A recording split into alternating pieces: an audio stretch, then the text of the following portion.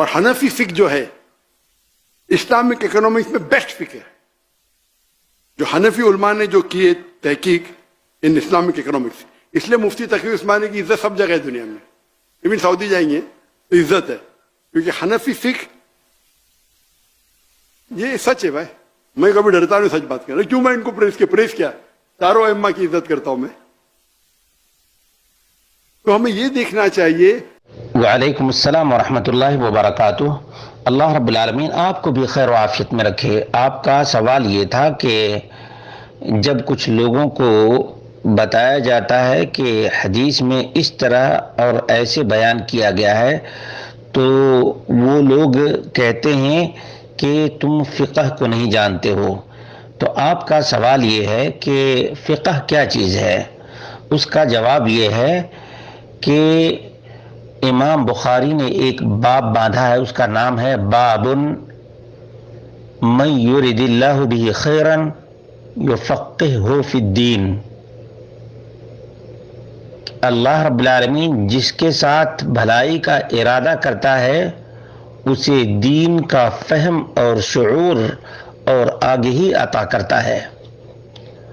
اور اس ضمن میں معاویہ رضی اللہ تعالی عنہ کی روایت حدیث نمبر 71 ہے، اس میں بیان کیا ہے سمعت معاویہ خطیبا یقول سمعت النبی صلی اللہ علیہ وسلم یقول من یرد اللہ بہ خیرا یفقہہ فی الدین وانما انا قاسم واللہ یعطی ولن تزال هذه الامہ قائمة على امر اللہ لا يضرهم من خالفهم حتى یأتی امر اللہ.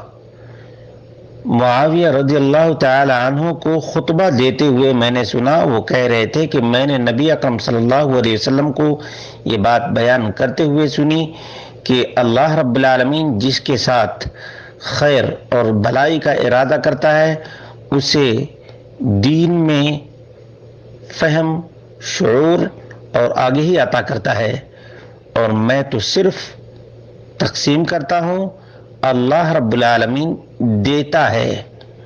اور یہ امت اللہ کے دین پر قائم رہے گی اور ان کے مخالفین انہیں بالکل نقصان نہیں پہنچا سکیں گے یہاں تک کہ اللہ رب العالمین کا معاملہ آ جائے. معلوم یہ ہوا کہ فقہ دین کی سمجھ، دین کا شعور اور دینی مسائل کی آگہی کا نام ہے. دینی مسائل اور دینی مسائل یا تو قرآن کریم ہیں یا سنت مصطفیٰ ہیں یا انہی دونوں سے منسلک، انہی دونوں سے ثابت قیاس ہے یا قرآن و سنت پر اجماع ہے. اسی کا نام فقہ فی الدین ہے. اسی کا نام کیا ہے؟ فقہ فی الدین. دین کی سمجھ، دین کا شعور، دین کی آگہی. اور اگر کوئی آدمی قرآن سے الگ اور سنت مصطفیٰ سے الگ کسی چیز کو فقہ کہتا ہے تو اسے اپنے دماغی توازن کو درست کرنا چاہیے، اس لیے کہ قرآن و سنت سے الگ کوئی فقہ ہو ہی نہیں سکتی ہے. کوئی فقہ ہو ہی نہیں سکتی ہے.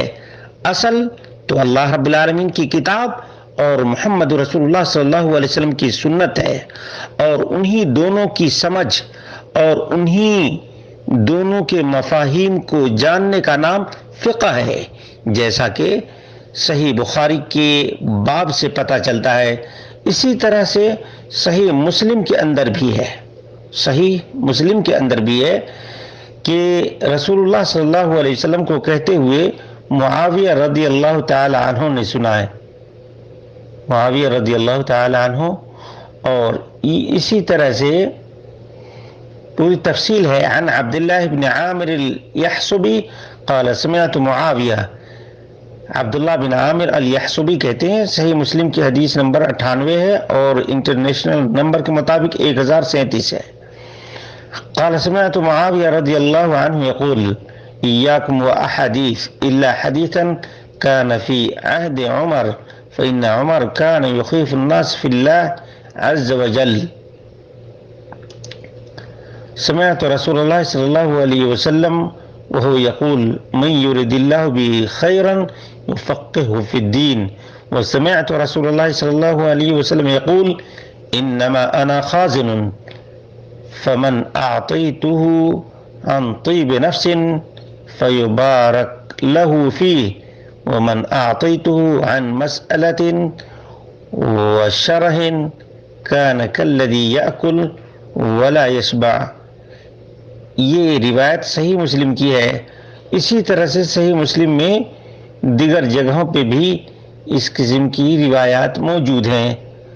تو اللہ رب العالمین سے اس آدمی کو ڈرنا چاہیے جو آدمی حدیث مصطفیٰ صلی اللہ علیہ وسلم کے علاوہ کو فقہ سمجھتا ہے، جبکہ قرآن و سنت سے الگ کوئی فقہ نہیں۔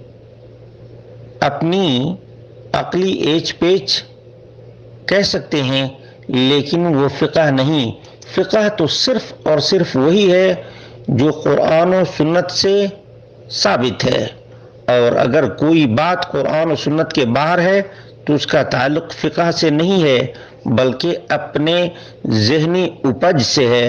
اللہ رب العالمین ہم سب کو قرآن و سنت میں بصیرت رکھنے کی توفیق عطا فرمائے اور قرآن و سنت کا فہم اور شعور عطا فرمائے۔